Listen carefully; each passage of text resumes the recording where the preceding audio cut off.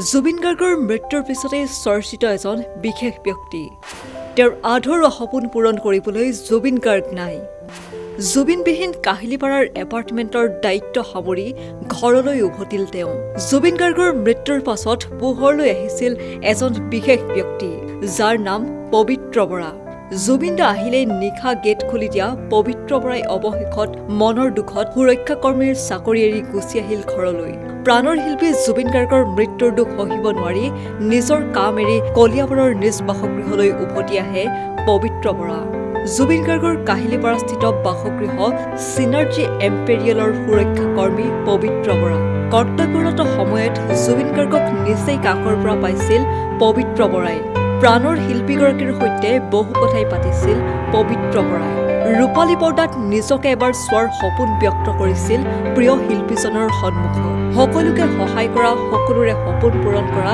জুবিন গাৰ্গে পবিত্ৰ বৰাকো পৰৱৰ্তী ছবিত কাম কৰাৰ সুযোগ দিম বুলিও প্ৰতিশ্ৰুতি দিছিল কিন্তু প্ৰাণৰ শিল্পীগৰাকীৰ মৃত্যুৰ পাছত দুখত ম্ৰিয়মান হৈ সকলোবোৰ এৰি উভতি আহিল নিজ বাসগৃহলৈ দিনাখনৰ পৰা মানে মোৰ মনত একেবাৰে মনটো মানে বেলেগ ধৰণৰ হৈ গ'ল মানে যেন বহুত দিনৰ পৰা পাইছোঁ তেওঁক তেনেকুৱা এটা মানে মোৰ মানে মনলৈ ধাৰণা আহিবলৈ ল'লে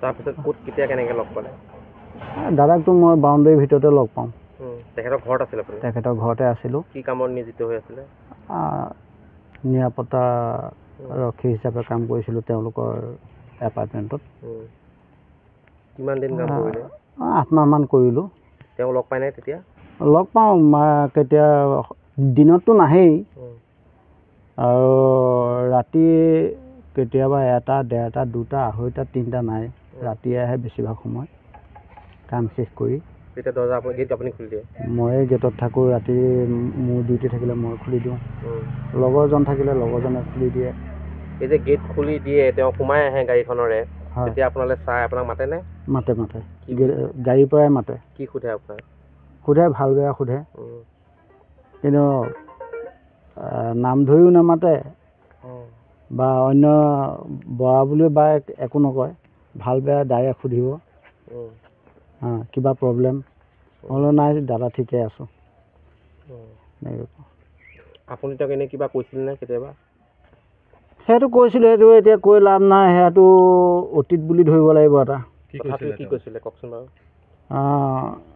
দাদাই মানে দাদাক কৈছিলোঁ মই দাদা মোৰ কথা এটা আছিলে তেতিয়া দাদাই সুধিছিলে মোক যে টকা পইচা কিবা প্ৰব্লেম হৈছে নেকি সুধিছিল মোৰ টকা পইচা প্ৰব্লেম নহয় আপুনি অকণ অনুগ্ৰহ কৰি মোক এটা সুবিধা দিব লাগে কি সুবিধা সেইটো হৈছে মানে 1 মিনিটৰ কাৰণে হ'লেও মানে ৰূপালী পৰ্দাত ভূমিকা মৰাৰ সুবিধা এটা বিচাৰিছিলোঁ আৰু দাদাই সেই অনুপাতে আশ্বাসো দিছিলে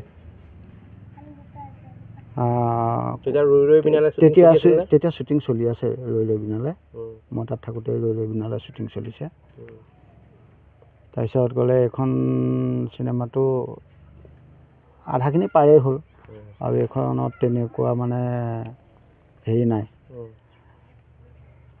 তাৰপিছত কৈছে পিছৰ চিনেমাবিলাকত কিবা এটা চিন্তা কৰিমতো কাৰণে তই ষ্টুডিঅ'লৈকে যাবি ইয়াত বহুত মানুহ থাকে চব কথা পাতিব নোৱাৰি তাতে কথা পাতিম এনেই আপুনি তেওঁৰ ষ্টুডিঅ'লৈ গৈছেনে কেতিয়াবা যোৱা নাই এতিয়ালৈকে যোৱা নাই জানো কিন্তু কোনখিনিত আছে কিন্তু যোৱা নাই আপুনি নাটকৰ সৈতে জড়িত নেকি নাটক চাটকটো আগতে কৰিছিলোঁৱেই ভাল পাওঁ কিন্তু সংগীত আৰু নাটকৰ মানুহখিনিও মোৰ বহুত ভাল লাগে যেতিয়া আপুনি মনে ভাল পোৱা মানুহজনক একদম নিচেই কাষত পায় গেটখন খুলি দিয়ে তেওঁ গাড়ীৰ ভিতৰত চাগে সোমাই থাকে কেনেকুৱা লাগে দেখি ভালে তেখেতে এটা মিচিকীয়া হাঁহি মাতটো মাতিব সেই হাঁহিটো এতিয়াও মানে চকুত ভাঙি থাকে বৌৰ সৈতে আপোনাৰ সম্পৰ্ক আছিলে বৌৰ লগতো ভাল সম্পৰ্ক আছিলে এতিয়াও মই ফোন কৰি সুধি থাকোঁ খা খবৰ আপুনি কিয় সেই ঘৰ এৰি পেলাই গুচি আহিবলগীয়া হ'ল নাই মানে কি দিনৰ ভাগততো একো নাই ৰাতি যেতিয়া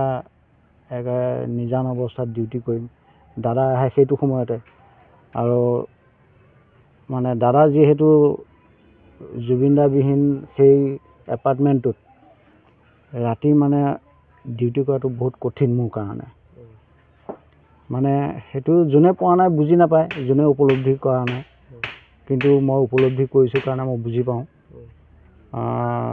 দাদা এনেকুৱা লাগি থাকিব সেইখিনি সময়ত দাদা আহিব গেট খুলি দিম দাদা আহিব গেট খুলি দিম তেনেকুৱা লাগি থাকিব মনবিলাক বেয়া লাগিব আৰু সেইবিলাক কথাই মনলৈ আহি থাকিব সেইকাৰণে মই মানে তাৰ পৰা মানে গুচি অহাটো সিদ্ধান্ত কৰিলোঁ। কেতিয়া আহিলে আপুনি তাৰপৰা?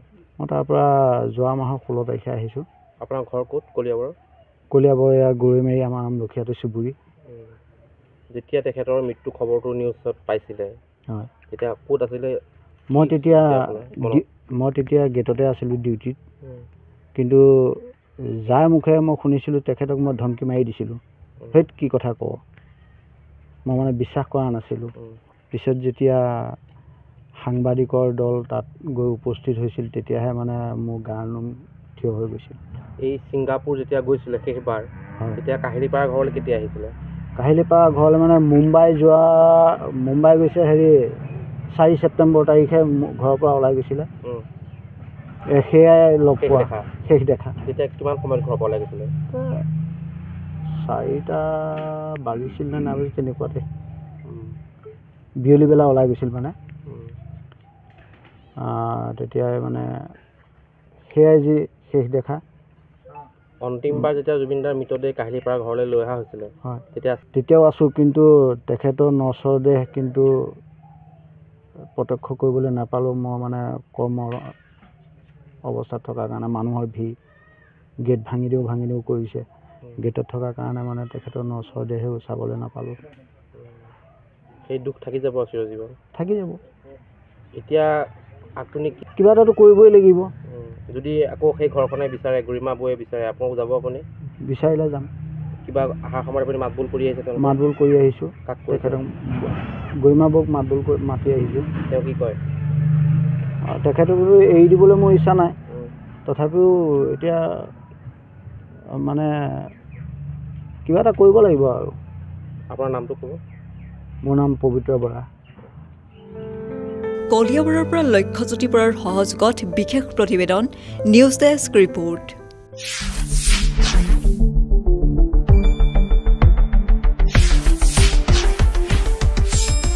শুদ্ধ আৰু বিস্তৃত বাতৰিৰ বাবে চাই থাকক নিউজ ডেস্ক ৰিপৰ্ট।